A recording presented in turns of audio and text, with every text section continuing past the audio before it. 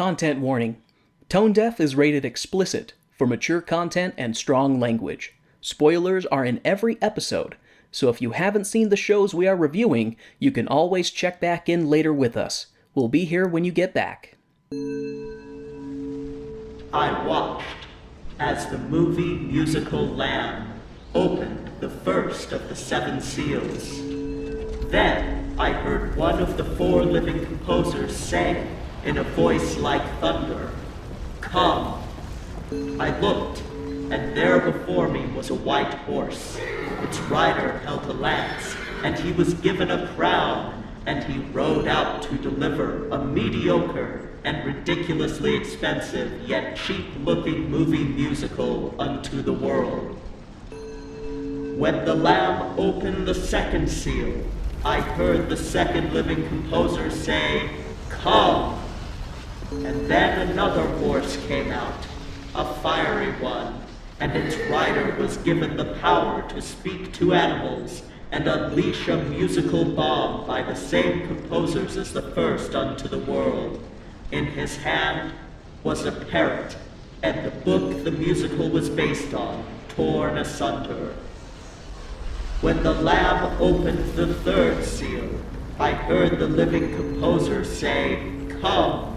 And there before me was a black horse. Its rider was holding a pair of scales in his hand. Then I heard what sounded like a voice among the 4 composers say, "Add more bodies, add more sets, 25 million to make 26.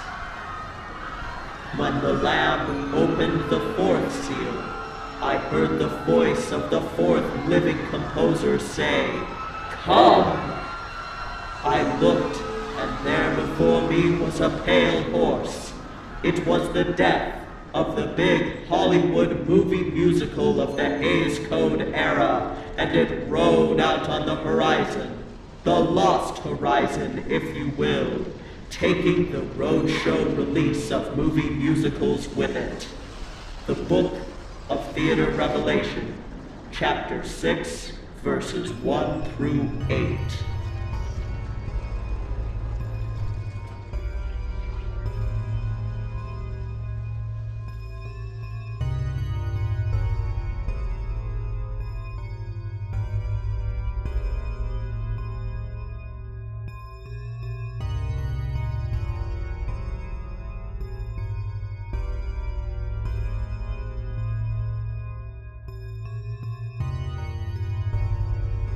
Oh, welcome to Tone Deaf, a theater nerd's guide for their musically challenged spouse. I'm Kay. I'm Warren. I'm a musical theater nerd. And I'm not. This is Warren. Very much not. Yeah, so, we're continuing our slog through some of the worst movie musicals.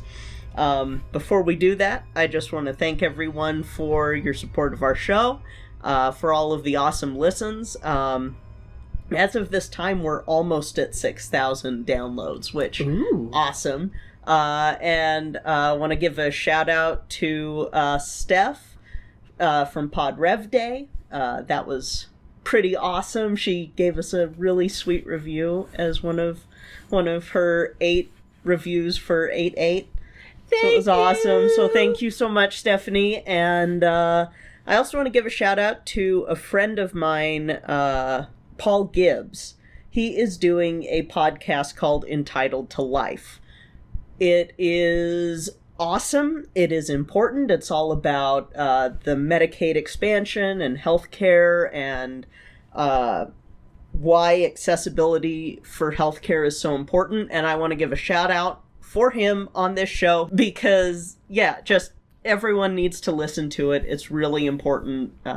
Try and support him if you can. Write to your congressman. Yeah. All that being said, our show is not tackling anything important right now, other than one of the musicals that nearly killed the Hays Code era movie musical. Actually, it did kill the Hays Code era movie musical. Is it The Death of Our Horseman?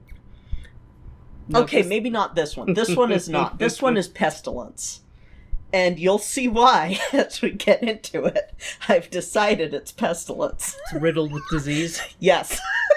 It's a filthy, filthy show, y'all. So, well, no, not filthy. Hays Code, babe. Hays Code. Maybe I'll do a mini episode on the Hays Code so that you can see what all... Because it's stupid. Well, I know the Hays Code was that Hays Code was stuff like you can't have a married couple being in the same bed. Yeah. Crap like that. Like it. Oh my god, it's crazy. But... It was we have to sugarcoat everything because people can't handle reality represented through TV. Mm-hmm. And it's also where my least favorite trope comes from. The kill your gays. That's one. where it comes from. You can only have gay characters if they die. Mm-hmm. So, let's start off by saying that I liked Dr. Dolittle as a kid for 2 reasons. And one of the reasons is just a subheader of the first. Animals. Parrot. I was also 7, which we're going to find as we talk more about this, that not aiming at the target audience kind of killed this show. So what was the target audience for the show? Kids. Okay. But they didn't really, at the start, aim for kids, and we'll get into that with their test screenings. So because I have seen this show, I saw it years ago when I was a kid, and I had actually seen this. It's funny, I remember watching it with my mom because the Eddie Murphy Nutty Professor had come out, and I can't remember which came out, Dr. Dolittle or Nutty Professor. Nutty Professor came first. Okay. Well, anyway, so what happened is we had seen one of them, and I remember talking about the film with my mom, and she had mentioned, oh, well, this is actually a remake of an older film kind of thing. And so in rather quick succession, I had watched the original Nutty Professor and the original Dr. Dolittle with my mom after I'd seen the remakes, so I could see the source material. And I remember liking Dr. Dolittle when I was a kid. I remember being bored towards like the latter half of some stuff. I remember like when they were going to look for the sea slug or whatever. That was kind of when I stopped caring about the movie. Like my favorite part of the movie is definitely when he was in the courtroom talking to the judge's dog. Like that was my favorite part. I have to say, I'm so glad that you remember the sea slug, because that means that I don't have to go into an explanation. Oh, I apologize if you wrote a bunch that you're going to have to shit can now. I'm so glad that I don't have to explain that scene. Oh, you okay, babe? Yeah. Okay. Just still got the cough. Yeah, still not. Still got. Not feeling well. Still got the cough. It's okay though, because we have a fully stocked bar now, so you can. Well, okay, not fully stocked. It's stocked for us. It's stocked for you. I was gonna say, as we both know, nothing is ever fully stocked while I'm around. It's in varying degrees of decidedly not full. But you'll be able to at least tolerate this one. This might be the least bad of them. There will be some fermented product involved. Yes. So, I was wrong also with the Lerner and Lowe connection, kind of, with this. So, Lerner and Lowe composed and wrote for the last film that we saw, the King movie that will not be named. And they also did Paint Your Wagon and, God damn it, we already went over this, like, recently. My Fair Lady. Yes. There we go.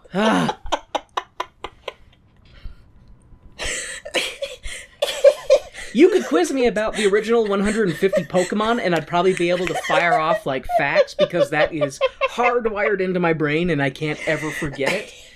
So I think that's what happens is, like, we're to the point in my life where you try to teach me things about musical theater, and then it just goes in one ear and just bounces off of other stuff in my brain and just leaks out. It reminds me when we were listening to Real Doctors, or Fake Doctors, Real Friends, when they were singing Drink With Me, and you were just like, oh, what musical is this from? And we've seen it twice. I don't remember I think my reply to that was, "Hello, have you met me?" Yeah, Something along those lines. But, alright, so Sorry. enough dilly-dallying. So with the Lerner and Lowe connection, it started with Alan Lerner. He does not see it to the end of this. Does he die? No. He quits? No. Okay, then. He doesn't quit. He gets fired. Ah! The forced quitting. Forced quit. He gets Control-Alt-Deleted. He gets Alt F4. Alright, so... To say that Dr. Dolittle had a troubled production would be understating things. This wasn't the first time someone had tried to make a film based off of these books. Oh. And the books were created in the 20s, and so this is going to be very 20s, except they do make some changes to make it less 20s, thank God. Yeah, I don't remember any racism in this show, but then again, I saw very mild. Yeah, I saw it when I was really little, so... Compared to the books. Oh, is there racism in the books? Books are bad. Oh, neat.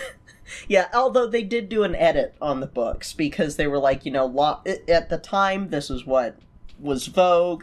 Lofting would have wanted this changed. Lofting's the guy who wrote the book, Hugh Lofting.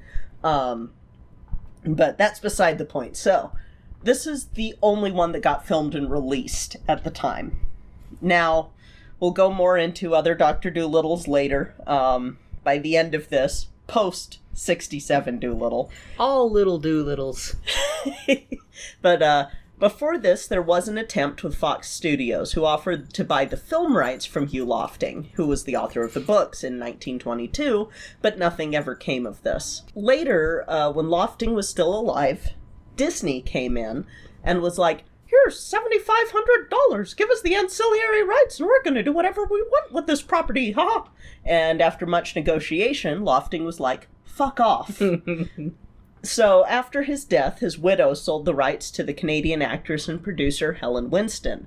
20th Century Fox optioned the film in 1962, with plans for George Gobel to play Dr. Dolittle, and a script was written by Larry Watkin, and then Fox pulled out. Giggity. They do come back later for distribution, and this is a mistake. See, I was going to say, and now Disney owns Fox, and so it took 100 years later, but they got their hands on it. Oh man, Disney shows up more than once in this episode.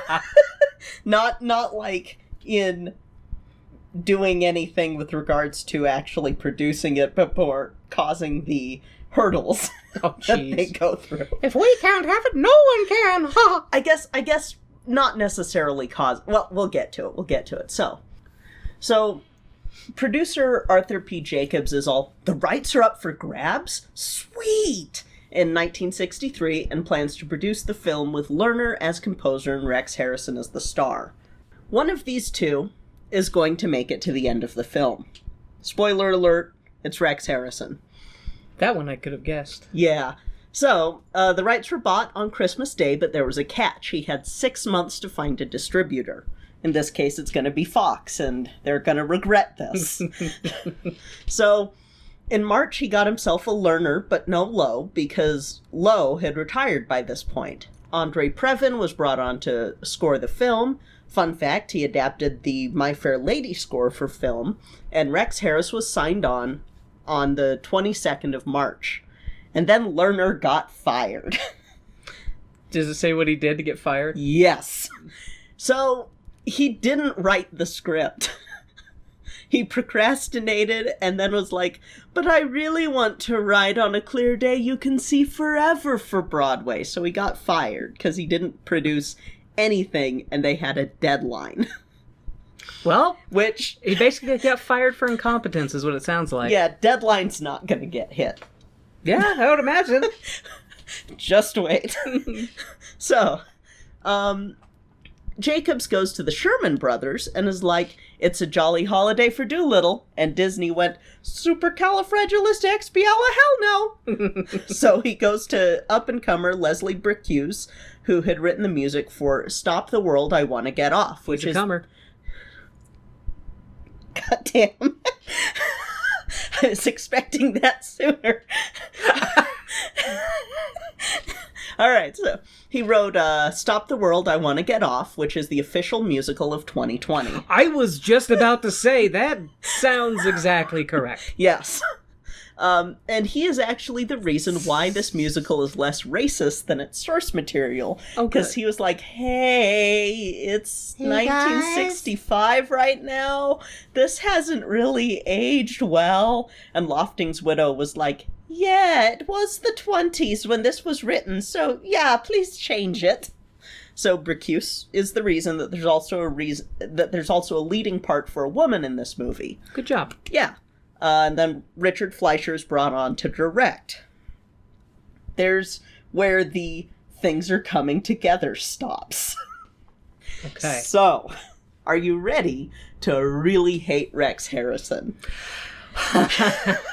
Hit me with it. So, first off, yes, the character name that I'm about to tell you is real. Yes, it's a sign of what to come, but it's way worse in the books. And the character ends up not appearing in the film because of what happens next. So, Sammy Davis Jr. is originally hired on to play Bumpo, who is an African prince who goes to Oxford in the books, doesn't wear shoes, is kind of a caricature of Africans, and it's not a great character, but Harrison wants him gone. Not the character, Sammy Davis Jr. Really? Yes. He said he wanted a real actor and not a song and dance man for this musical. Oh, fuck you, Rex. And then he goes, I want Sidney Poitier, who's not known for a musical career, in this musical. And so Sidney Poitier, who does not know that Sammy Davis Jr. has been hired at this point, agrees to meet with the composer. And then Jacobs and the other producer go to Sammy Davis Jr., let him know, oh, you're no longer needed. And Sammy Davis Jr. is fucking pissed. Understandably which I would be too. And he's like, I'm gonna fucking sue Rex Harris. I'm gonna go public with this. And they eventually were able to smooth things out. And Poitier was like, holy crap, I had no idea this was going on. I don't want to do this because I don't want to betray my friend. And he ended up staying on with the film, like being convinced to stay on for a little while, but then he eventually did leave. And then Jeffrey Rhodes comes in to play the new character that is rewritten from all of this drama, William Shakespeare the 10th. Who is also an African prince that yeah. Okay. And Jeffrey Rhodes, you'll feel really bad for in a little bit, alongside a lot of the other actors that had to deal with Rex Harrison. So, fun fact, Davis gets the last laugh, as his cover of Talk to the Animals was a hit, and this movie killed Harrison's career. Good. Screw you, I guess Harrison. I should say it killed his film career. His stage career was still there, but he was no longer cast as a leading man after this. No, seriously, like, it's one of those, I don't like it when people get rewarded for bad behavior, so I'm glad that it blew up in his face. Yeah. So, Harrison would also throw fits on the set. And he would say a bunch of anti-Semitic shit to his co-star Anthony Newley and wanted his role reduced and would disrupt scenes that he was in. And I think this is also including an incident where Rex Harrison drives a yacht into the shot of a scene that he's not in and refuses to move it. What is the deal with this guy? Yeah, it gets worse. What? So... During this, he's also hemming and hawing about whether or not he's actually staying with the film. And then at one point, he's gone. So they're like, okay, well, let's try and find somebody else, I guess. So they end up settling on Christopher Plummer from... Sounds familiar. Yes. He sounds really familiar. Yes. I know you... V? It's our second show that we did. Oh, no.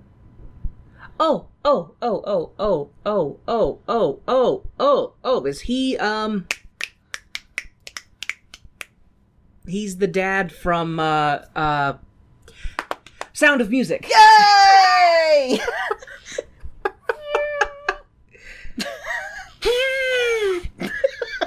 I'll put in a party horn there or something.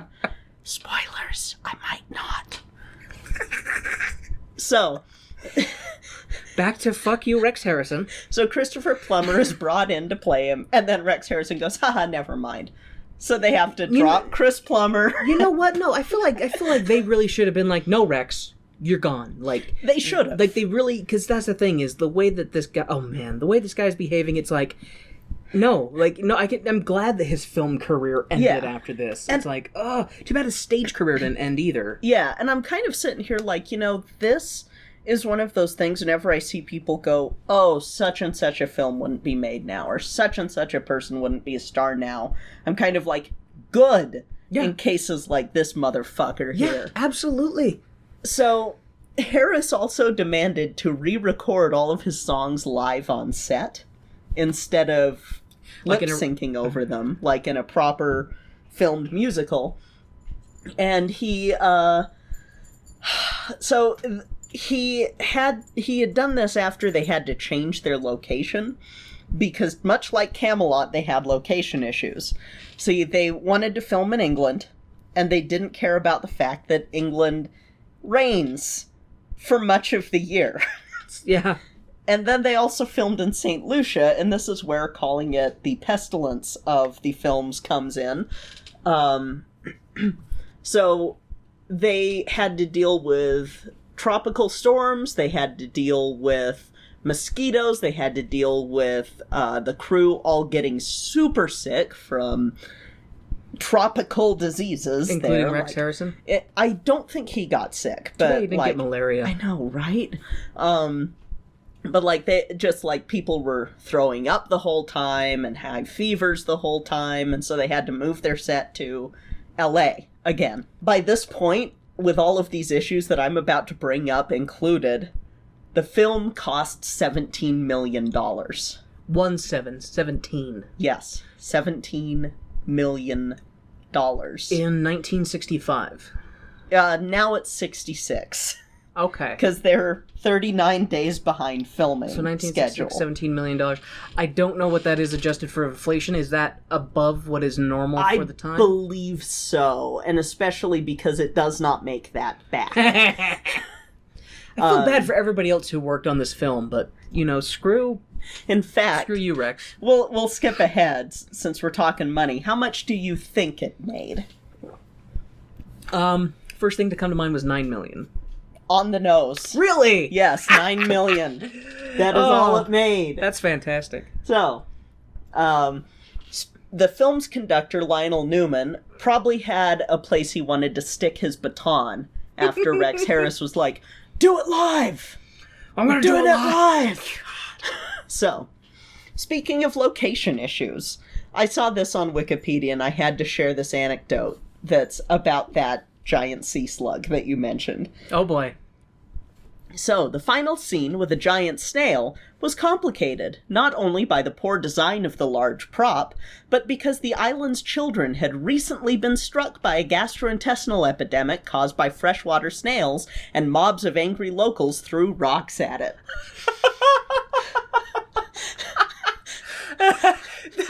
I feel so bad for the people because it's completely unrelated, but then they see us like, you mock our pain! You motherfucker! You mock our pain!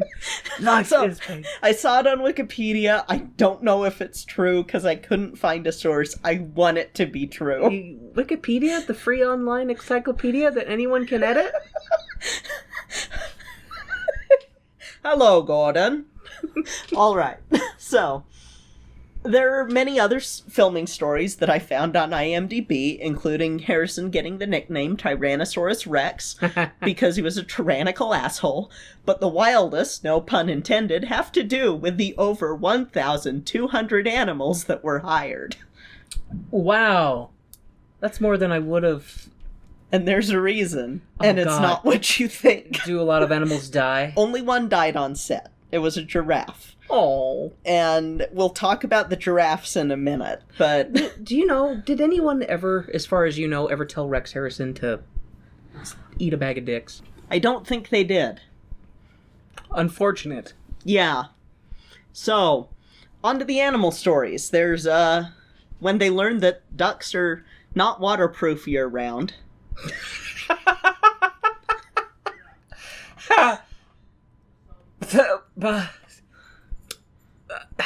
I don't know how to react because they're waterfowl.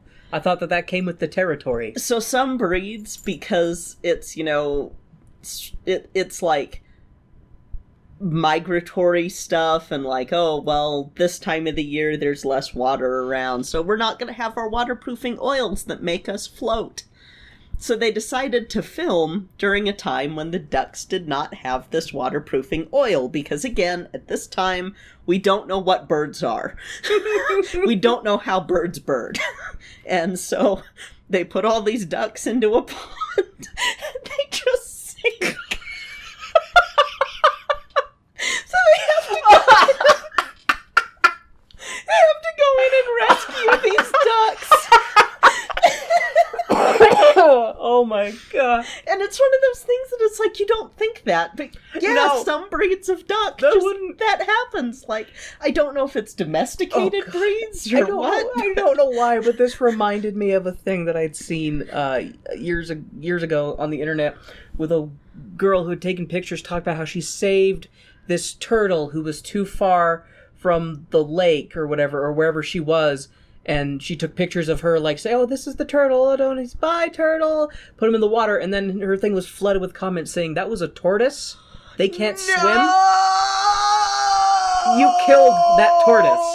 You drowned tortoise. it. Yeah. That's what this reminds me of, the ducks. Fucking hell. Yeah.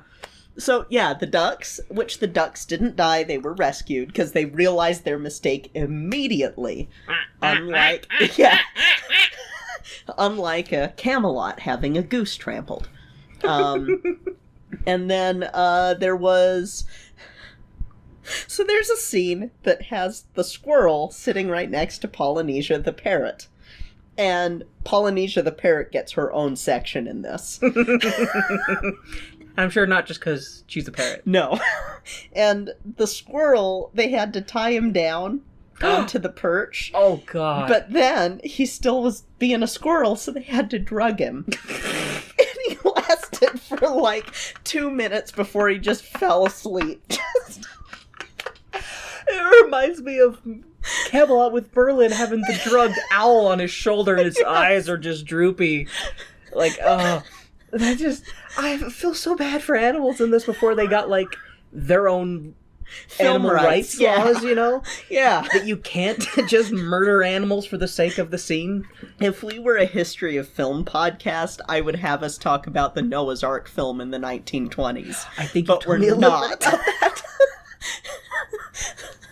Because regular actors did get their rights before animals, but regular actors for a while didn't have rights either. And child actors got their rights later. Hopefully everybody gets rights. We'll see. I don't know. I mean, octopodes have... Anyway, not going down Please there. continue, Kay. All right. Tell us about the other terrible things that happened to these poor animals. So here's why it was 1,200 animals. They had to hire a whole new animal cast because of the quarantine laws in England. So they go over there with a boat full of animals. They show up, and the docs are like, whoa, whoa, whoa! They all have to be in quarantine for 6 months, and they're like, what?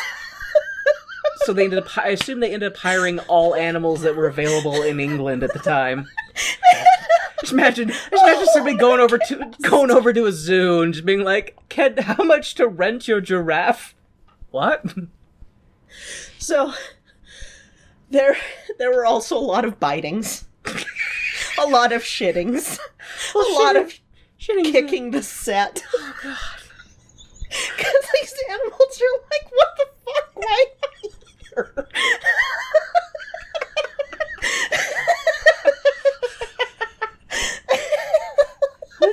asshole in the chair. Like keep yelling cut. Just wait for that part. So, there's also, they had to saddle break a giraffe so that Rex Harrison could ride it. Oh my god. A giraffe! No one rides giraffes.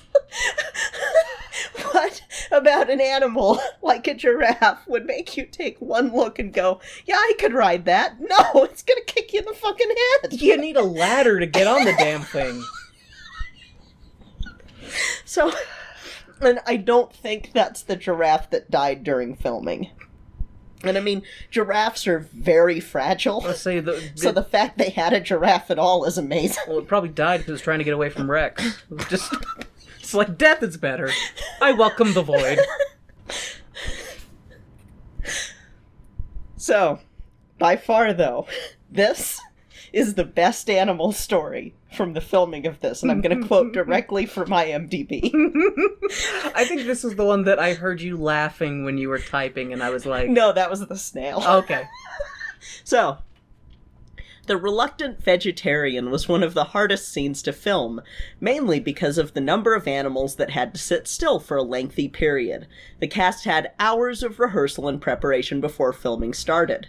The first take went very well until Sir Rex Harrison stopped singing. Director Richard Fleischer asked him why, and Harrison said he heard him yell, "Cut!" Fleischer denied it, and they were starting to argue about it when both heard a voice yell, "Cut!" The guilty party turned out to be Polynesia the parrot. Yes! And Harrison said, "That's the first time I've ever been directed by a parrot, but she may be right. I probably can do it better." Fuck you, Rex. And the thing is that I know that at the time they're probably like, oh, haha, the parrot learned a word. Parrot probably was like, nope, cut, fuck this. Just at the same time, you know, the way that... With all the research we've done on parrots now, it's like, it probably knew what it was saying, or doing. Take it from the top, Rex. Stop being an asshole, Rex. I'm gonna tear out your throat. Polly want a finger. I may do that a little too well. So, filming finally completed in April of 1967. Okay. And a sneak preview was shown in September of that year to negative response because it was shown to adults and not kids.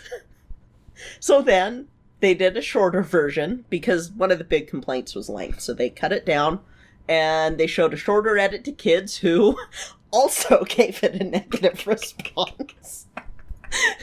So they cut it down even more, showed it to another audience that finally got it enough approval to be actually released, like, as a final cut. And so, there was an animal strike scene originally that led to legal issues. So remember Helen Winston from earlier? No, but go on. Warren, it was 20 minutes ago. I'm sorry. This all happened today. I'm sorry. It's the curse of the witch. It's not my fault. So, the animal strike scene was originally in Helen Winston's version of Dr. Dolittle, and Bricuse thought it was from the books, so he kept it in, and then they had to settle it out of court. Scene's gone, all it is mentioned now. So there's a mention of an animal strike, but nothing shown because of this. So, critical response was bad. This has a 29% on Rotten Tomatoes. Oh, wow. Yeah, like critical response. I didn't look at the audience score. But Time magazine said, somehow, with the frequent but by no means infallible exception of Walt Disney, Hollywood has never learned what so many children's book writers have known all along. Size and a big budget are no substitutes for originality and charm. And then New York Times said the music is not exceptional, the rendering of the songs lacks variety, and the pace, under Richard Fleischer's direction, is slow and without surprise. Leonard Maltin, who's a film historian who I adore, I used to So, of course this is me. When I was a kid, I had like a film directory of films that Leonard Maltin had, I can't remember what it's called, and it's probably in the shed somewhere, but it was at my grandparents' house, and so it was just a favorite book to flip through when I was a kid and just look at him and go, I want to see that. God, you're so damn cute. Thanks. And so he basically said that credited this movie with almost bankrupting 20th Century Fox. Oh. And again, this is one of the ones that helped kill the Hays Code era movie musical.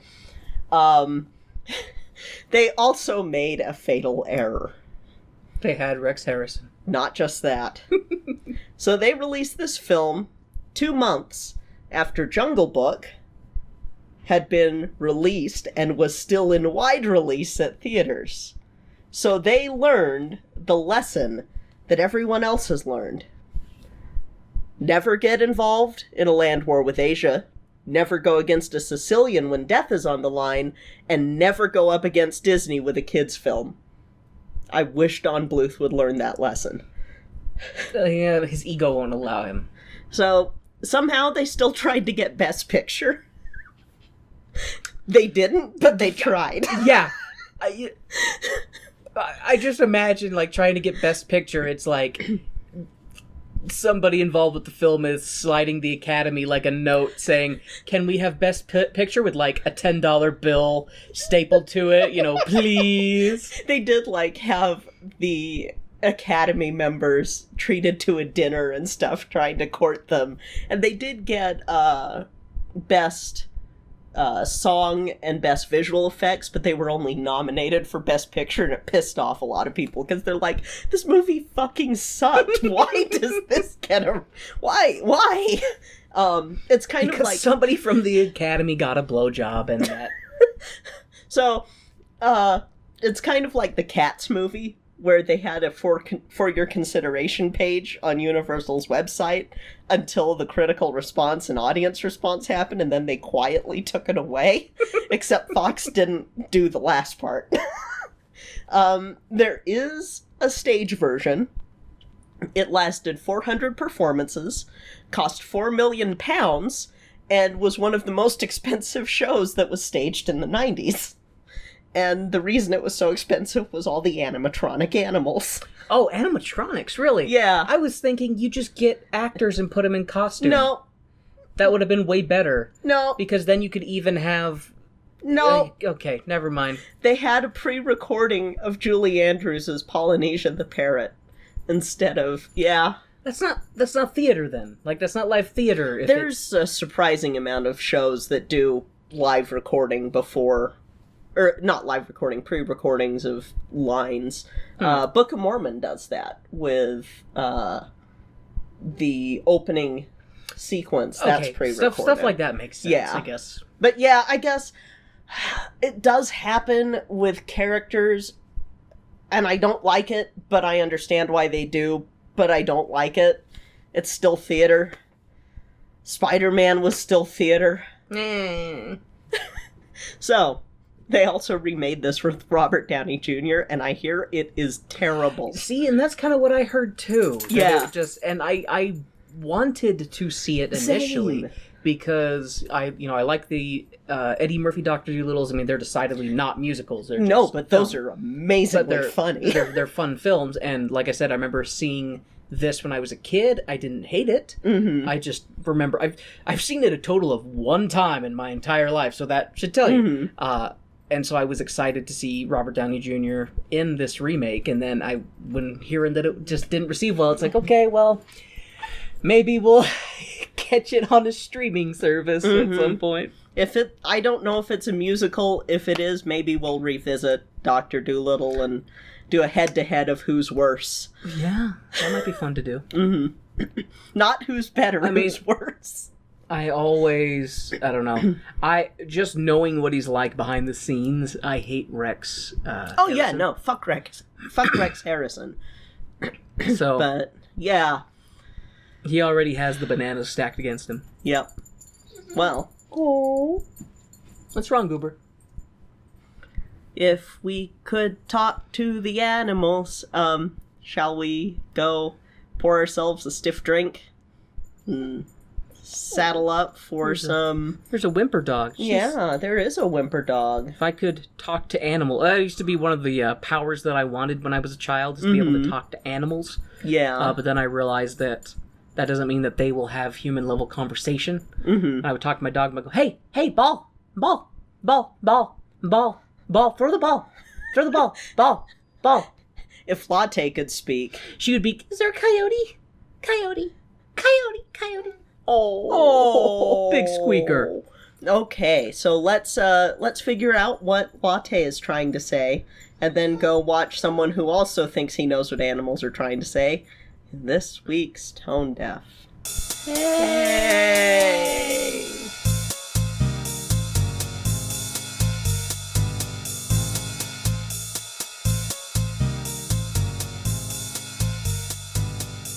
Hey, Warren. Hey, Kay.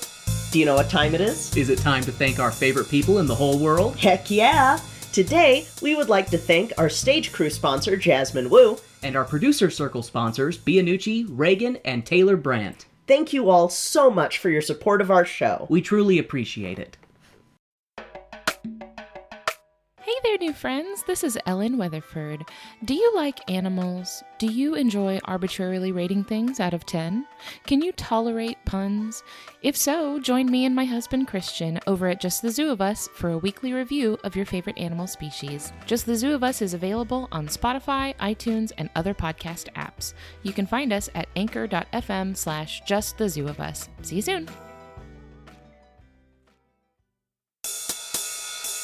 And now, the lights are going down and the music's starting back up, so let's head back to the second act of our show.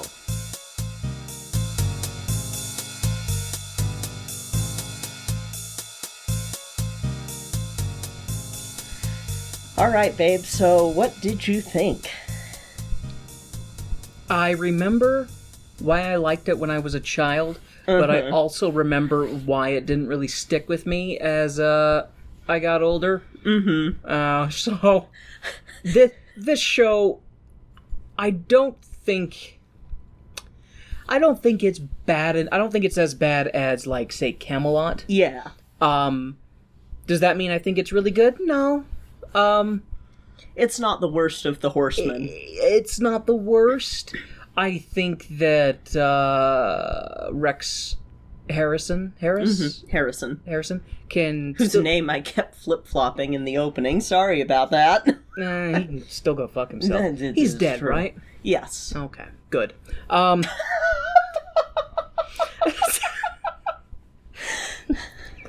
Oh, I do want to make one correction to an earlier statement about the ducks. I was mostly going off of what the set stuff was, that, oh, the ducks lost their waterproofing.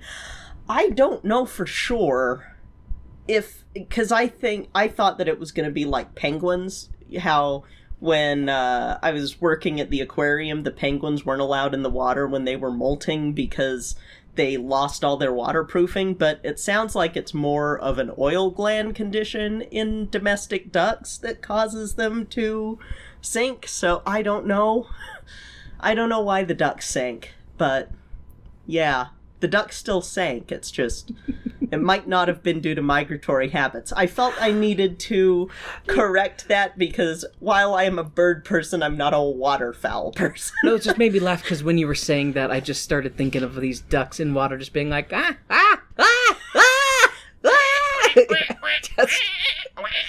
and, you know, I'm glad nothing bad happened to him, but just that made me laugh. Yeah, no, a lot less animal cruelty in this movie. Which is good. All right, so the movie opens up the way it should have stayed. A black screen with only music.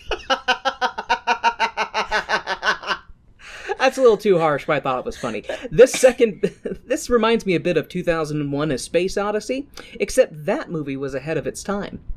At 2 minutes and 40 seconds, the show switches from a black screen only to a cartoonish scene with tribal-esque art styles of animals. It's at this time that I'm glad I took an extra hit of acid. That explains a lot of things about last night. Anyways, the opening credits conclude, and we find ourselves in Puddley Marsh, England, or some shit. Anyways, Matt, who I think was gonna be our hero. Anyway, this Irishman named Matt is telling this little boy, Tom, to move his cart or he'll beat him. Especially because Tom is talking about selling his grandfather's watch and running off with Matt to China. Oh, by the way, Matt is Irish, and he seems to make a bunch of references to that. Oh, and he's also the secretary of Irish Ducks. Speaking of which, Matt saves a duck from a fisherman who was planning on eating him. Matt says he's going to take the duck to Dolittle, who, as we know, is an animal doctor. However, this man, who is a doctor, an animal doctor, should not be trusted on any other subject, as Matt is quick to point out in song form. The sun is cheddar cheese and eats the moon every month, which is made of apple pie. I mean, I get that this is a period in time before NASA and the moon landing and all that good space stuff. However, if I had a doctor who told me this, I'd find a new doctor. This was also before medicine existed. Yeah, this is true. This is back in the era of, we just need to bleed you. Or your uterus is wandering. I have some jokes about that. No! Oh, and the stars are made of lemon drops, and the bigger ones are lollipops. You know... Oh, and rain is pink champagne. But who are you and I to disagree, Kay? Who are you and I to disagree with a doctor who talks to animals? Who are you? I really wanna know. What were you gonna say? Were you gonna say something? It was gone? It's gone. Alright, if it comes back. We'll see. Oh, hey! We're at Doolittle's place, and we have a chimp named Chi-Chi and a parrot named Polynesia. Is every animal in this film gonna have an alliteration for their name? I love alliterations, but here they kind of seem a little lazy. Right, they're right up there with Barry the Bear and Squirrely the Squirrely and Rabbity the Rabbit. Hey, Barry the Bear is a great name for a bear, and don't insult Latte's toys like that. Oh, she's looking right at me, too. She's like, stop calling them out, Dad. Most of them only have half their limbs and fluff. Anyways, Matt and Tom enter the Dolittle estate and happen upon the good doctor, who is trying to talk to Goldfish via bubbles. Let it be known that Kay is trying not to yell at the screen over the poor treatment of the goldfish, as Kay can go on hefty educational rants about the mistreating of goldfish and how they actually require far more water than most people think. And if Kay ever sees you with a goldfish in a goldfish bowl, you best be running as quick as you can. Yeah, I'm gonna try not to rant about that, but yeah, that pissed me off, and I think by this point we were still getting a little bit more husbandry with goldfish. In fact, there was already husbandry with goldfish in China and in Japan, so there should have been... Continue. Anyway, Matt astutely inquires as to what benefit of conversation can be obtained with goldfish.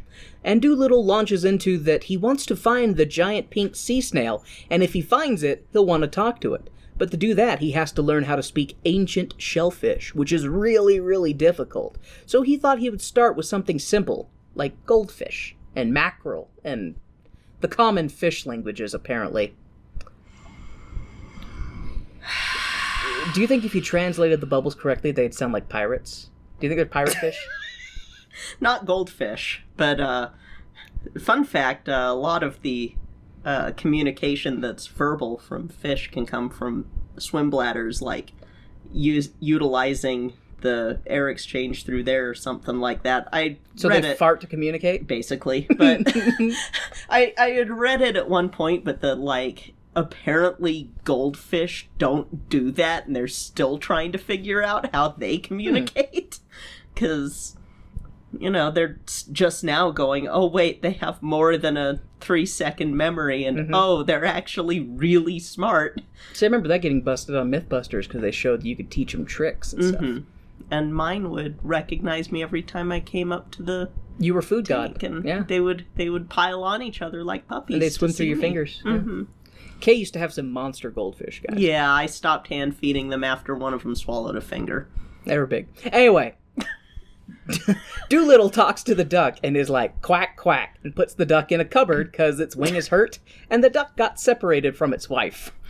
They had a row. Yeah, she caught him with his pecker in another nest, I mean... He was fishing another well, if you catch my drift. So he was being a duck. He was being a duck. Being a dirty, dirty quacking whore. Dolittle, to his credit, seems to be a pretty good host. His guests are all sopping wet from the pink champagne rain from earlier.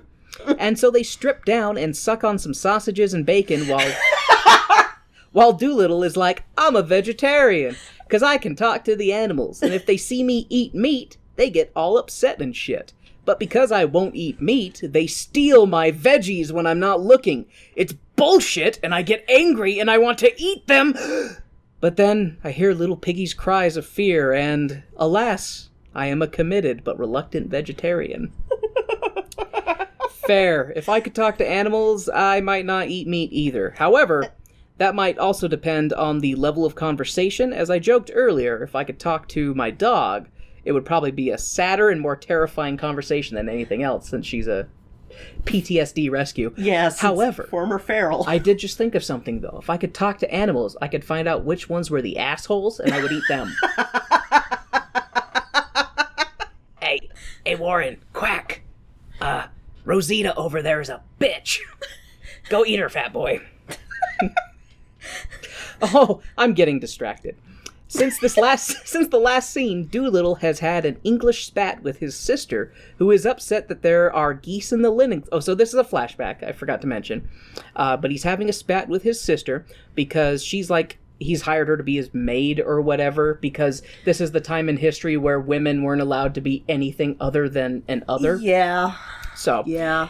So she is upset that there are geese in the linen closet and mice in the drawer and grass snakes somewhere. I missed it. Anyways, Dolittle is recounting how he became a veterinarian. Dolittle was a bad doctor, perhaps the worst people doctor. He doesn't care about people at all. He likes animals way more than people. Which, yeah, I mean...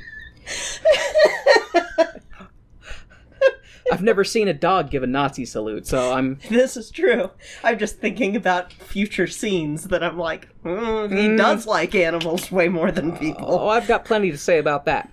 Dolittle takes some advice from his parrot, Polynesia, and decides to become an animal doctor, since the parrot is over 100 years old and knows more than 2,000 animal languages, because the animals meet regularly, apparently, in some kind of council about how and when they'll overthrow their human overlords and seek Gaia's strength to ascend to the next tier of evolution and take the dominant place on the planet and repeat the cycle of... Where was I? Dolittle takes advice from his parrot and becomes an animal doctor with her help, and we get the If I Could Walk with the Animals song. It's not a bad scene. It's pretty good overall. Polynesia teaches Dolittle how to say good morning to every animal on his estate. The song concludes, and we are back with Matt and Tom sucking on sausages in an animal hoarder's house. Dolittle tells them good night, since he gets up with the animals at 5 a.m. I hear that, Dolittle. For a number of years, I've worked the very early shifts. Except for right now, Kay and I are working a little later in the day. Be more aligned with the sun, all that good stuff. Kay is, stuck on sucking sausages, apparently. In an animal hoarder's house. That is the most accurate description. He's an animal hoarder. Like, I mean, he cares for the animals, and they're not being neglected, and he's helping them. They take care of themselves. He doesn't care for them. Well, I mean, but you seem like feeding them and stuff like that. But he mentions that, oh no, they take care of themselves. I'm like, Oh God, what was the comment you made in the first half of the show, talking about how there was just lots of animal poop? You have all these. Oh, I bet the set just smelled. That would have been the hardest part. Is just that would be bad. It was funny though that they were smart enough to have the most trainable parrot species, like the blue and gold. Blue and gold. When I was helping with rescues, they were kind of the most easygoing out of all of the parrots. Like, they still could take your finger. Oh, yeah. But a big-ass hook beak. They were the more likely to not bite you if you came too close to the cage, or not stick their foot out and be like, hold my foot, now I'm gonna drag your hand in and bite it so that I can hump your hand. I still have a scar. Was that Steven? No, that was Stanley. Stanley. That's right. Yeah. Blue and gold macaws, chill. Still shouldn't be pets, but more chill. Kiwi was a blue and gold. I remember, Kiwi. Yeah, because I know what blue and golds are. I'm trying to think, because was Ralph blue and gold? Ralph was also blue and gold. Sometimes I get the blue and golds and the scarlets mixed up in my head. I just mean, I didn't mean like that. Like, no. It's scarlets and green wings that I get mixed up. Scarlets and green wings. Because they look exactly the same, except for green tips on their wing. Okay. This has gone into accidental ornithologist talk with Kay, and Warren is only barely slightly more competent with birds than he is with music and musical theater. Barely, like a hair, because I had to come up with a little not I guess limerick, but mnemonic device to remember the difference between a parakeet. No, a cockatoo and a cockatiel. Mm-hmm. Because teal tiny and too tall. Yes. Yeah. How many freaking years did it take for me to learn the difference between a cockatoo and a cockatiel, Kay? Oh, goddamn. This scene might be one of the very best scenes in the entire show. It is either the best scene or the second best scene, at least in my humble opinion. Mm-hmm. This scene is Tom helping out in Dolittle's makeshift animal clinic, and it's actually really cute. Yes. I really like this scene. We get to see Tom is helping out Dolittle in his makeshift animal clinic, where he works for whatever the animals can pay: milk, bones, piles of hair and excrement. Dolittle is the personification of pro bono. We see a cow with some gastrointestinal issues, a mouse with a bent tail, a poor mom fox whose husband was murdered by a rich English douche who was hunting foxes and then killed her husband and left her alone with 3 pups, and they come to Dolittle and it's sad. Mm-hmm. Dolittle is then treating a plow horse who is nearsighted. Dolittle has made the horse special glasses, which are fucking adorable. Right? There's big square frames on the horse. Okay. And we also see a cute lab with a thing on its tail, and I think to myself, "Aw, this dog lost his tail." And since tail wagging is an important part of dog communication, Dolittle made this pupper a fake tail so he could still express. And then Kay tells me, "No, that's a feather duster on the dog's tail so that he can clean."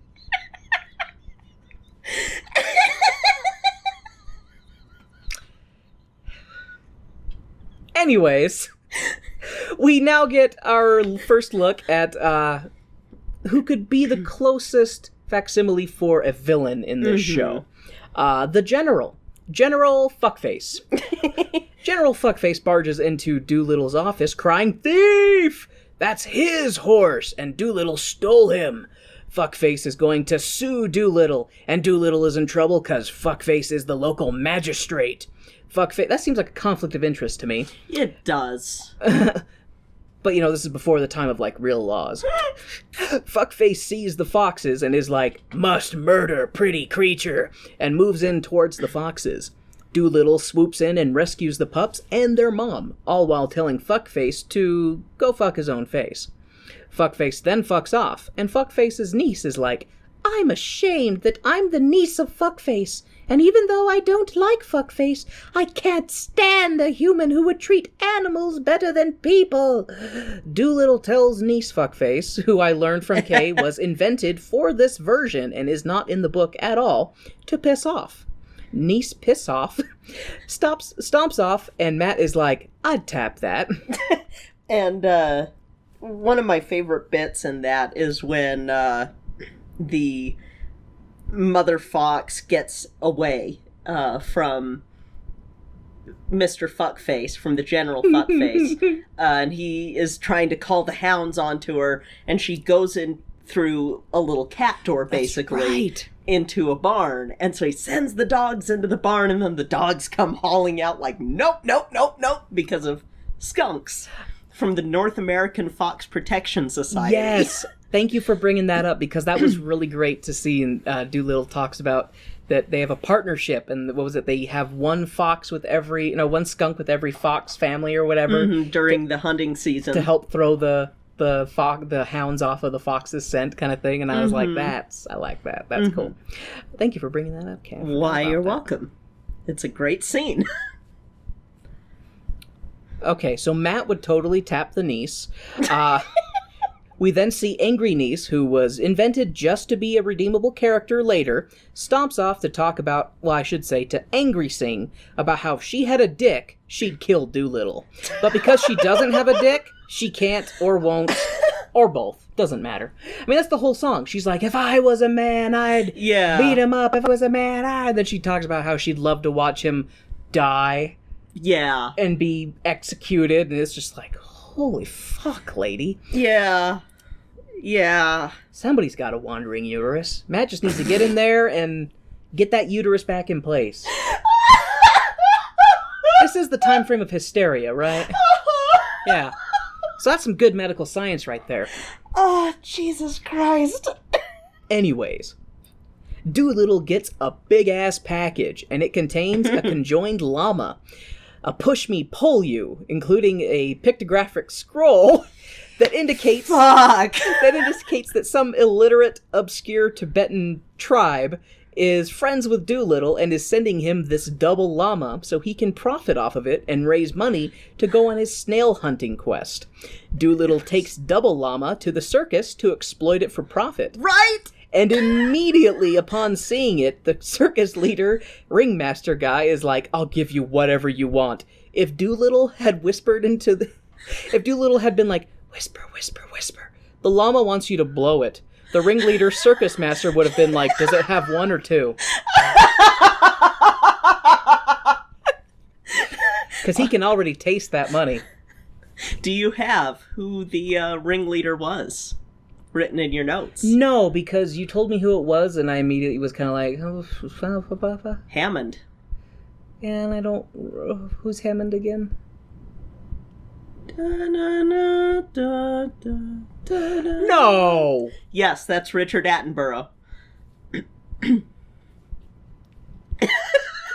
That's right, because I recall you talking about this is where he got his desire to get more exotic animals, and that lead him down the path to Jurassic Park. Because he started with a flea circus. Now he has a real circus. Jurassic Park is the next step. Therefore... Double llama is what bridged the gap did. between the real circus and Jurassic Park, because then he had his mind explode. He was like, anything is possible. Dinosaurs could be real again. I need a Japanese scientist. And in this essay, I will talk about how Dr. Dolittle is a prequel to Jurassic Park.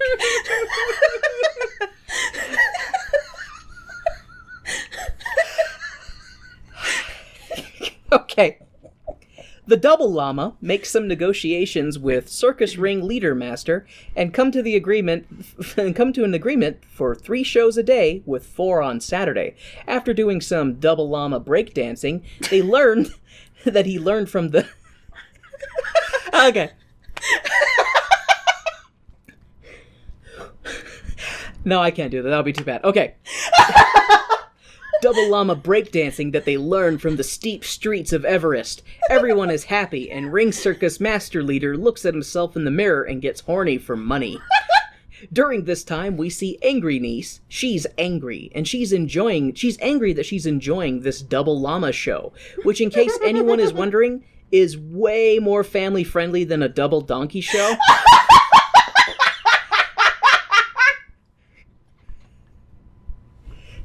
Don't ask me how I know, Kay. Alright? It was another time, I was another person. I had a life before I met you.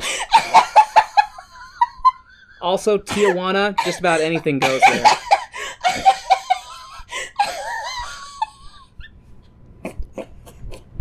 Anyways, angry niece angrily goes to confront Dolittle, who apparently helps with the animal training in the circus, cause communication. Except the seal that he's trying to help is getting pummeled in the face with balls. Well, one ball, but that's not the point. It's still unpleasant for her. Angry niece is like, "You're a common animal abuser, you fraud!" Dolittle is like, "Oh, it's you again. Please go away." And Matt has a song to convince angry niece not to be angry at Doctor, and less angry niece was like, "I never thought of it that way, because my character has the complexity of a wet paper bag."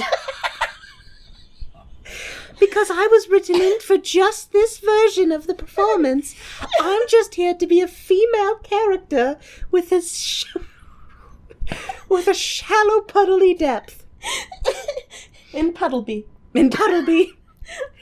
Anyways, Dolittle is doing some reading on the seals and finds out in this book that seals are sentimental and do not like to be away from their family. And he goes to fucking book? See, I had this... Okay, I don't know if... Okay, let's see. I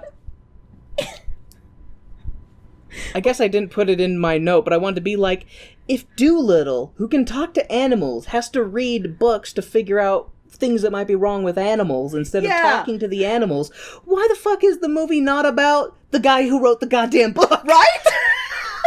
I want to know who it was that asked seals that they're... Because I'm pretty sure that Sophie is one of many for her husband. There you go. Remember, we learned this in Sealed with a Kiss. Oh, why did you have to... Fuck that movie. Anyways, this is not about a rant of Disney imitation Romeo and Juliet knockoffs. No, but I think it was a musical, and we could totally cover it. God, was it a musical? It was. Oh, I think I'd have to have, like, 3 hits of acid to take that again. Just a disclaimer, I don't actually do acid. I just think it's funny. So, okay, I'm gonna back up.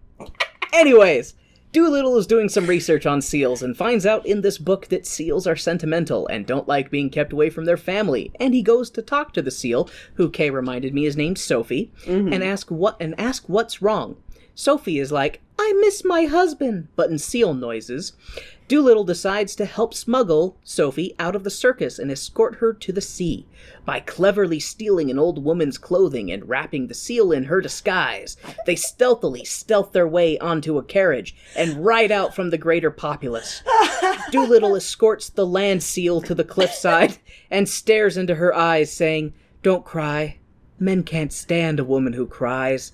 Then he sings romantically into the seal's face and laments that if only she was not a seal, he would totally tap that. Seriously! Which is good, because I'm super glad that Dr. John Dolittle loves animals and cares about them emotionally, but draws the line at fucking them. I am super happy to report that. That is a definite positive for this show. That scene is probably my favorite as an adult, just because of how fucking great it is. Just bizarre. Just he's holding this seal and looking at, "It's a shame you're not a human," and then just tosses her into the water. Oh, after he gives her a big old kiss. Yeah, he kisses her on the fucking mouth. Anyways, people saw Dolittle throw a human-garbed object off a cliff after kissing it, and they are like, "Why'd you throw her into the ocean?" To which our innocent doctor says, "She missed her husband," which is just So great on several serial killer kinds of ways. Like, anyways, Dolittle finds himself in court, bluntly saying, "It was not a human woman I threw off the cliff. It was a seal I smuggled with some clothing I stole to disguise it, but in a less incriminating way." Magistrate Fuckface is like, "Gah, first by horse, now you're murdering women by throwing them off of cliffs." Dolittle is like, "Well, it was a seal, and she told me to throw her into the ocean after I sang a love song and kissed her, but less incriminating." Dolittle is like, "Near bestiality and theft aside, I did not kill anyone. I'm a vegetarian. I can prove it by not eating bacon and talking to whatever animal you want me in a beast talker challenge." God damn. General Fuckface is like, "Okay, my dog is here. Bring him in and ask him what I had for dinner." The dog is like, "Yo, this motherfucker ate 2 fish, 4 pheasants, a bunch of potatoes, and like a whole pie with whipped cream on top. Fuck this fucker." I mean, woof, woof, woof, woof. Fuckface, in Fuckface fashion, is like, "That's a lie. I only ate 90% of what the dog said I ate." And everyone laughs at Fuckface for being a fuckface. Fuckface then bounces back with "Court is adjourned until I think of a way to weasel out of this and get revenge on the man who humiliated me in my seat of power." God. Which is exactly what happens, because we come back to the court, and Fuckface ascends his douchebaggery level with acquitting Dolittle of theft and murder charges, but only because he and his colleagues think Dolittle is... This is a dumb joke, so... They absolve him of his murder and theft charges because they think Dolittle is sanity little. They condemn him to spend the rest of his life in an insane asylum, and Dolittle tries to change Fuckface's heart with the power of song. But Fuckface has no heart. He has only another fuckface where his heart should be. The bailiff, or whatever, escorts Dolittle, stage left, being escorted by a long-sleeved white jacket. Matt and no longer angry niece, potential love interest, along with Tom, are looking at the plans to the asylum and how they're going to break Dr. Dolittle out. So correction here, I think he's still in the courthouse, but in like a holding area in the courthouse, and so they're going to snatch him during the transition where they're moving him from the courthouse to the asylum. But I didn't realize that at the time of writing this. That's okay. Matt has a "Your character, angry niece, exists only for my character to get laid" song, and we transition into Dolittle's 11, or however many animals, let's see, the chimp to grab the keys, the horses on the carriage to carry the doctor away, and the parrot to tell the cop horses not to chase, and that's it, yeah. So they overthrow... Fuck. This is where the acid starts to kick in, and I go on a bit of a journey.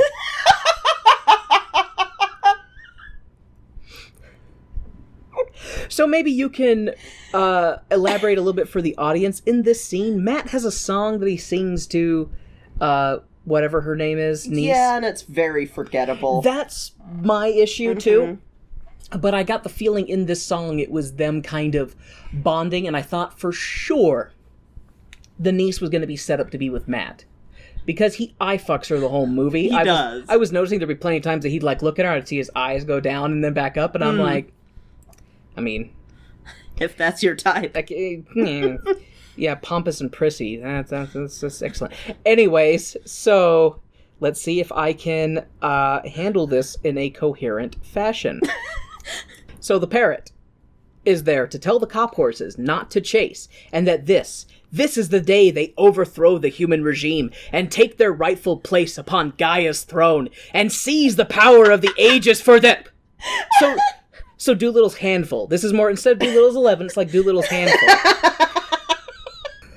So, Dolittle's handful successfully saves him from a life of talking to mice, birds, and maybe roaches, I don't know, and a definite increase in the pull of madness, dragging Dolittle into the darkness. But now, hey, he's preparing to set out on his pink snail quest and leave this life of crime behind. Dolittle sees angry niece in the kitchen cooking and is like, "What's this angry niece doing here?" And she's like, I'm here to look after Tom, because he's a child. And Matt wants to engage in prolonged and deep conversation with me over a reasonable courting relationship. And because I'm a woman, I can cook. I know you're a vegetarian, so I made you seaweed pies. And all three of the males eat angry niece's pie while she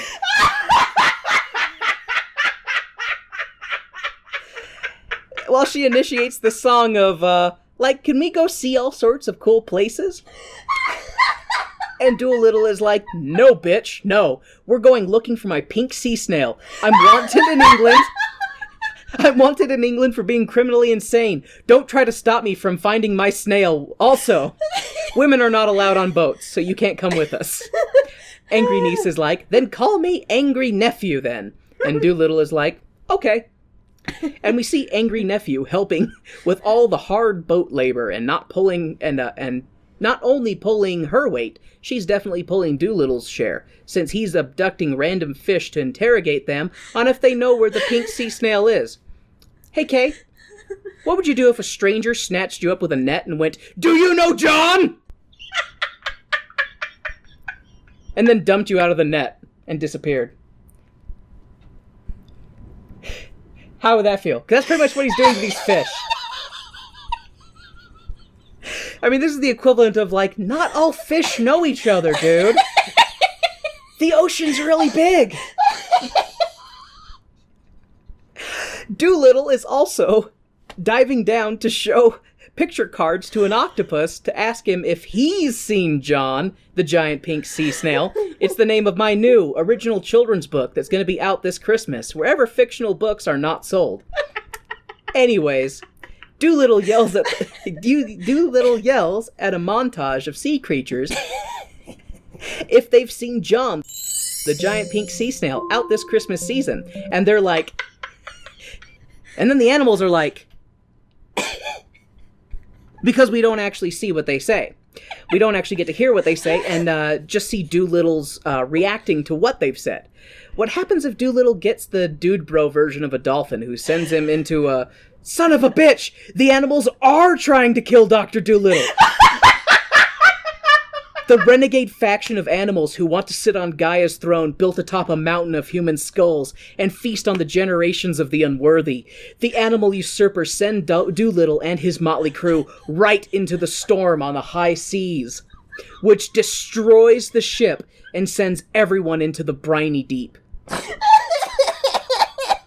The Dolittle crew, however, and critters all seem to have survived the wreckage, clinging to the driftwood, while they ask again for directions from the local wildlife, who I'm sure they can totally trust and are not now, at this moment, moving against us to destroy humanity and claim the mantle of domination.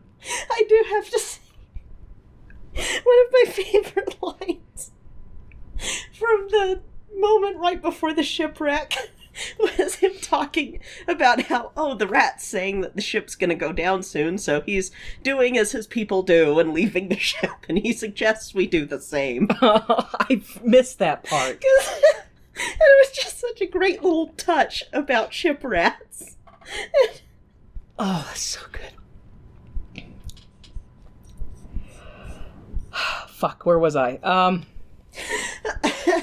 The movie gets so weird after the court scene. See, that's the thing, is that I feel like my mind started to wander because I remember, that was the thing, I remember being a kid and like right up to the court scene, I actually quite enjoyed the movie. And then afterwards, it started to become, what does my imagination have to say about this?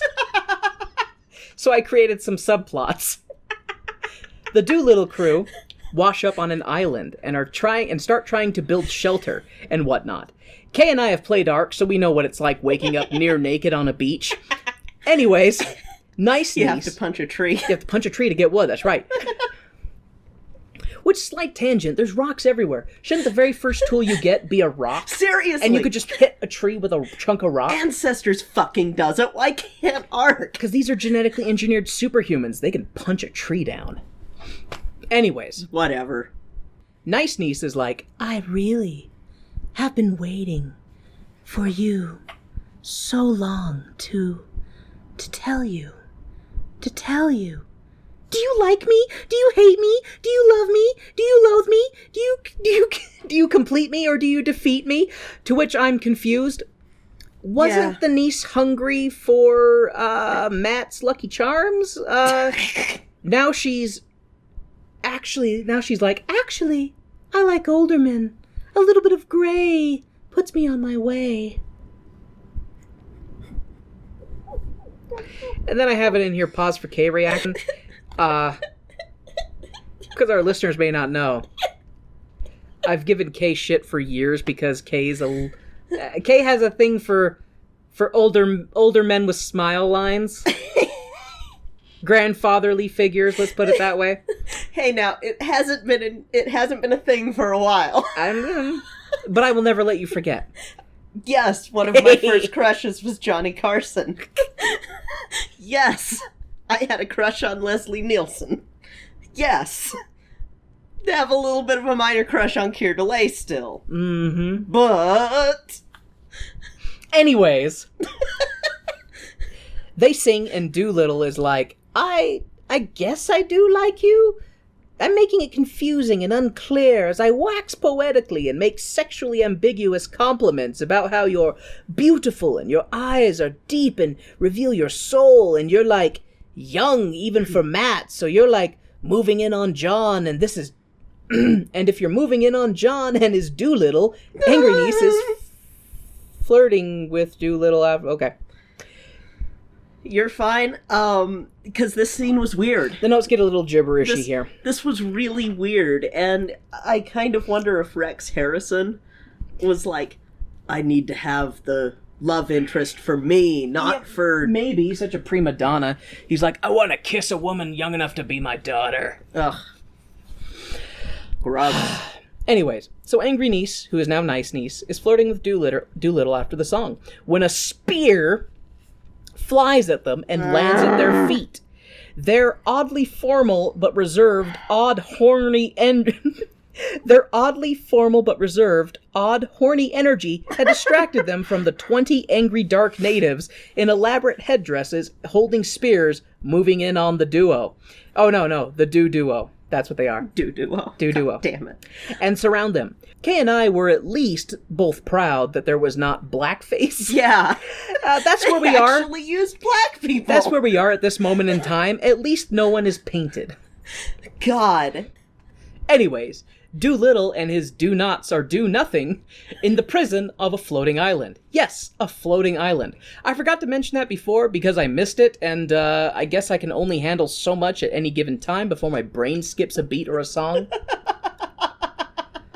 A local man comes to the prison to see Dolittle and his Do Still Lives, only to be mocked in such a embodiment of the most racist shit in the book that was edited out for the movie.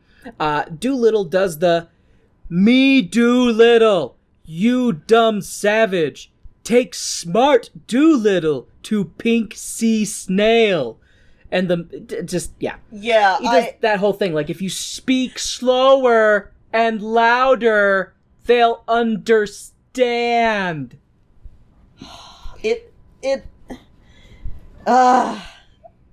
But it could have been worse. It could have been worse. And, the man? William Shakespeare the 10th. Mm-hmm. William Shakespeare the 10th. They do explain why. Anyways, William Shakespeare the 10th is like, "How, white man?" and lets them out of prison for being like, "Our floating island is like Willy Wakanda." But with animals and culture and shit instead of technology. But you brought the storm and the ice, and all of our animals have a cold. Unless you can fulfill this prophecy, tradition, religious thing, you can live. Otherwise, you're gonna die like 10,000 deaths time 10,000 screams. Dolittle is like, "Oh, that sounds rather unpleasant." It was so... Very, very, like, tropey, natives. And... But also because their island is floating, they're, like, super cultured and shit because they meet lots of people and shipwrecks wash up books, and so, like, everyone names their kids after their favorite writers, and so he's William Shakespeare the 10th because he was named for William Shakespeare, like, long line of that. And I do love, though, the thing that he says after Dolittle is doing the stupid-ass, me, Dolittle. He's just like, strange accent. Yeah, that's what he did. Strange accent. I just like the how, white man. It just, God.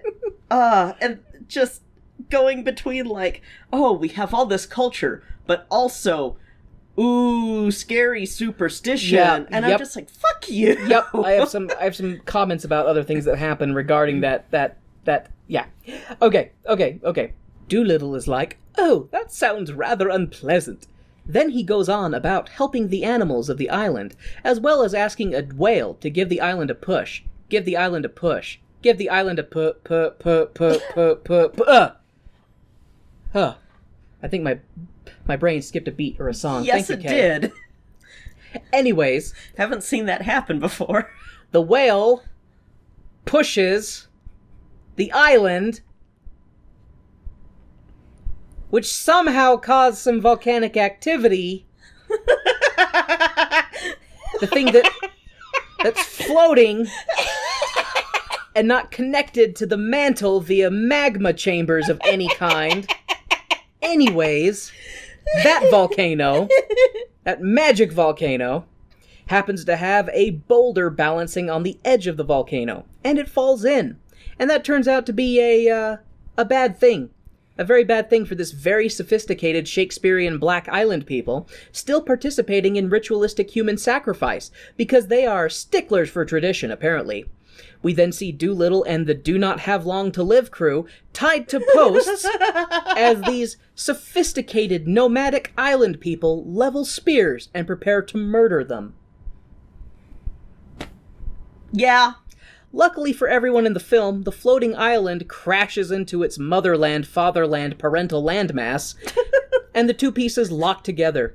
And Shakespeare the 10th is like, holy shit, you fulfilled the hard mode prophecy. This undoes the rock falling into the volcano prophecy, and he orders the pale faces be freed. And it's like, oh, it's separated from a part of Africa for 5,000 years. I'm like, what? Why? Yeah, why and how? This, like, after the courtroom scene, it gets so fucking weird and insulting to your intelligence. Even for the time, it's one of those things that I can see why, like, adults were like, well, this is fucking dumb, and kids were like, this is fucking dumb. So it's and I'm kind of like, what was the long cut? Yeah, what was the long cut? Anyways, the pale faces are freed, and everyone is super happy they're not dead from spear stabbings. Just in time for the final battle. The bloodthirsty animals who want to kill all humans and have sent their secret weapon, John, the giant pink sea snail, available this Christmas season in all stores that sell fictional books. John, the snail, is a very dated puppet. That honestly, come on, 17 million? You spent 17 million on this and you have this puppet? Anyways, Dr. Do Fulfill Prophecies talks to the snail, and the snail is like, I'm thirsty, give me a drink. And Dr. Dolittle, Dr. Do a lot to ultimately do little, helps the snail get a drink. The snail is like, oh my god, thank you so much. I was so thirsty. What can I do to repay you? Oh, I know. I can take you out into the middle of the ocean and drown you. I mean, take you back to your human cesspool of animal enslavement. Dolittle is like, I can't go back, Mr. Snail. Back home, people think I'm crazy. Why? Well, 'cause I talk to animals and they don't. Huh. That means if you stumbled across a secret animal kingdom plot to bathe our young in the blood of your species, you'd be the only human who could warn the others before all pieces of the plan have moved into place and poised to strike. Oh my, well, that is a rather specific, isn't it? Well, luckily for me, I'm condemned to live on this island, this no longer island, with these sophisticated and civilized ritualistic serial murderers. But please, take my 3 friends back to our human empire. Jesus Christ. I like my version better. Dr. Do sacrifices his friends to the ancient sea snail in place of himself to position in the new war that is coming, is like, Matt, Tom, angry horny niece or nephew, whoever you are right now, come over here. You're going to ride this snail, John's shell, all the way back to England. There's food, and it will take some time crawling along the sea floor, so you should shit all that you can right now, because space is going to be a premium for a while.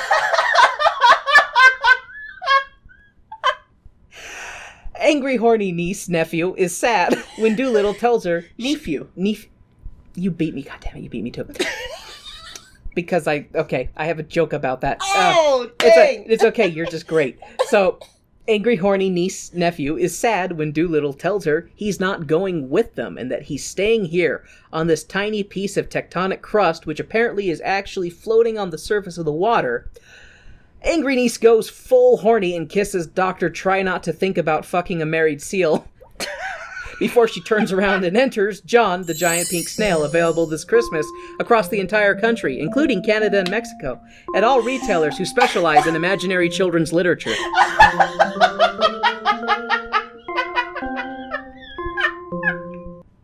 This, of course, comes after the good doctor tells her that he's just doesn't get along with humans, and he prefers the company of animals more than people, and that he has a thing for a married seal, which he wishes he would have told her to stay with him. He could see in her eyes she wanted him to ask, but he knew how much he loved her, and knew that her husband loved her too, and in another life, he would want the seal to do the same for him. Where was I? Oh yeah! Matt the Blue Balls, and Tom I've seen way too much in my short life. And confused, horny niece-few set out for England inside the shell of John, the giant pink sea snail. Available this Christmas season. Get your free digital copy of John the Giant Pink Sea Snail on your handheld device with each purchase of the hard copy. The next 200 listeners who pre-order in the next 30 days will be entered in a contest to earn a pre-release copy of the sequel to John's next adventure, John the Giant Pink Sea Snail and the Temple of Human Doom. Where John will discover the long-held dark secrets of the human race, and maybe even learn how to stop them once and for all. Appropriate for all ages. Will contain themes of genocide and satanic imagery. Makes a great gift for all young readers. Anyways, John, the giant pink sea snail, takes the human back to England, because sometime later, the good doctor receives a missive from a seagull delivering news that the animals of the town have started an uprising, and only the good doctor can stop the end. It wasn't a seagull. It was Sophie. Oh! I remember him talking to Nieceview, saying we'll create like a message system with seagulls. Yeah, and Sophie was... And now I remember that Sophie shows up with her husband to be like, "See, I told you, Philip. He's 5 times the man you are. If only you had flippers and could swim fast enough to avoid an orca. What could have been, Doctor? What could have been? Come, Philip."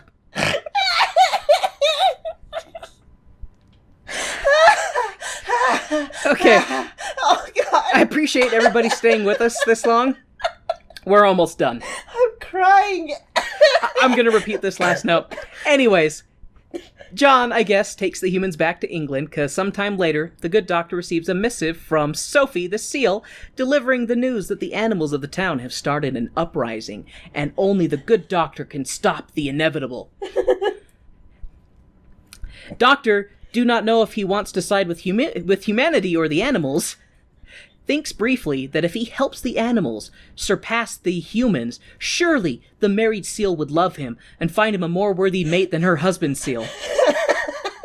The bizarre doctor decides that the only way to get back home is to dominate a giant lunar moth and equip it with a primitive saddle and ride that son of a bitch all the way to England.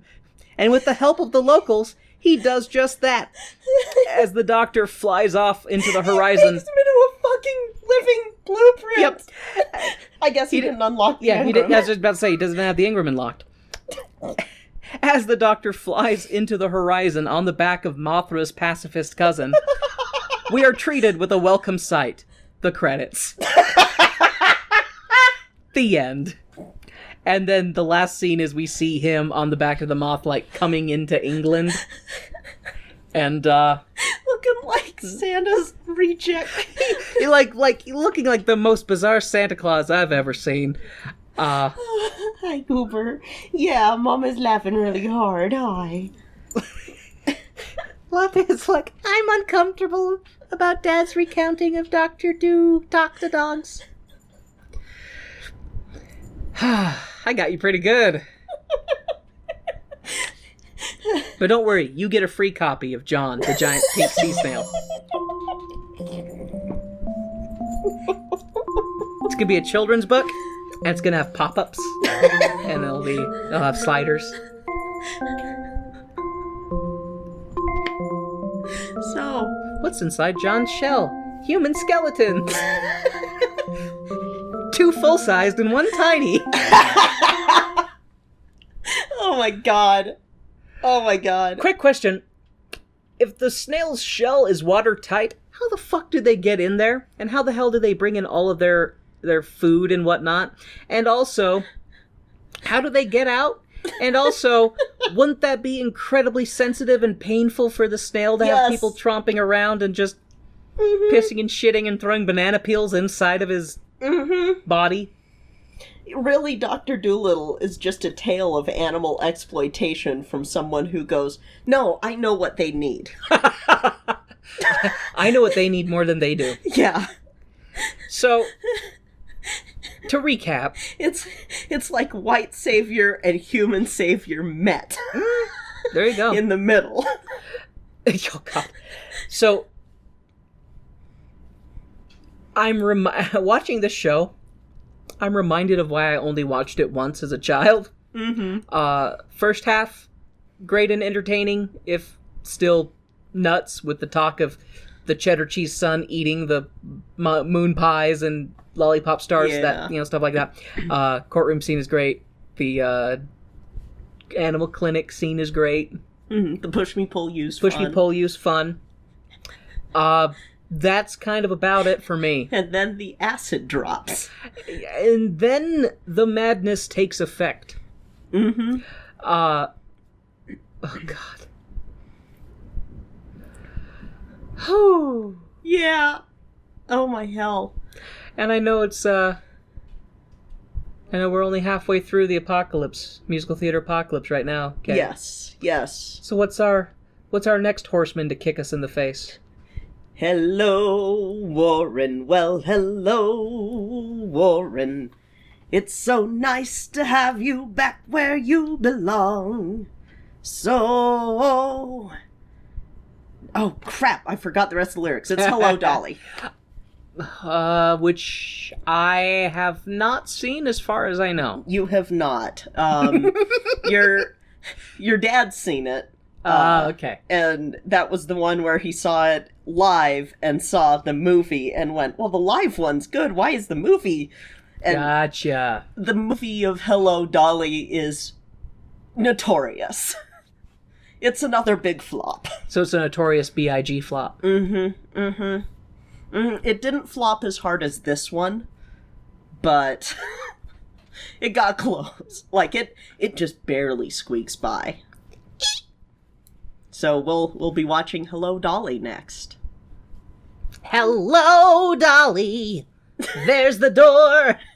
Don't let it hit you on the way out. So, thank you all for listening to this wild and wacky, no pun intended, or all the puns intended. See, when a show is not engaging enough for me, my brain starts making up a plot. But please reach out to us via... Okay. Wonderful listeners. thank you for joining us today. If you would like to get in touch with Kay or I, you can do so at our home base, which is tonedeafmusical.com. There we have links to our email, our Discord, our Twitters, our Instagrams, our Facebooks, as well as a link to the Cast Junkie Discord server where we have our own Not Safe for Work channel. And if you would like your pre-ordered copy of John, the Giant Pink Sea Snail, please reach out to us. Jesus Christ. Now I'm gonna have to help write it. However, if you want some John, the Giant Pink Sea Snail t-shirts, you can also find links to RT Public. We don't have a John, the Giant Pink Sea Snail yet. I think that might need to be a thing. Yes, it will. I can already see the caption. Tone Deaf, a shell of a show. Jesus Christ! And Kay just spit on me. You deserved it. You know what? I did deserve it. For that one. No argument here. That one was bad. That one was bad. Good, but bad. Hey, when I'm good, I'm great. But when I'm bad, I'm better. So, if you want to help out in different ways to help out our show, you can leave reviews on Podchaser, on iTunes, on Stitcher, wherever you can comment on podcasts. You can also join our Patreon, which is Tone Deaf Musical, and that is a way to go above and beyond the Call of Duty. And I just thought of something diabolical. Latte wants everybody to give us reviews on all of the podcast apps. For every review that someone gives that says "say hi to Latte," Latte gets a cookie. So that's our initiative. For every review inspired by Latte, Latte gets a cookie. Babe.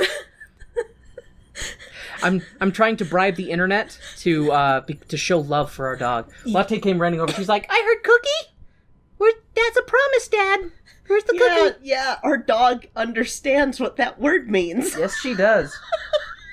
So, anyway, we're gonna have to go make good on that promise now.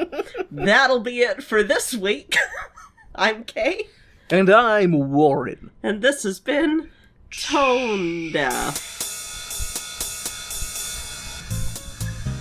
Yeah? Babe?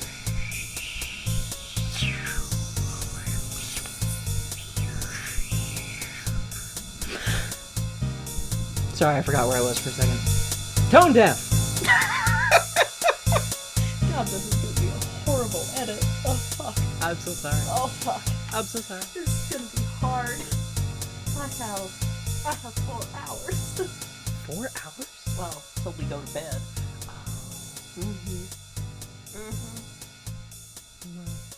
What do you want for dinner, and I'll make you some food? Mac and cheese.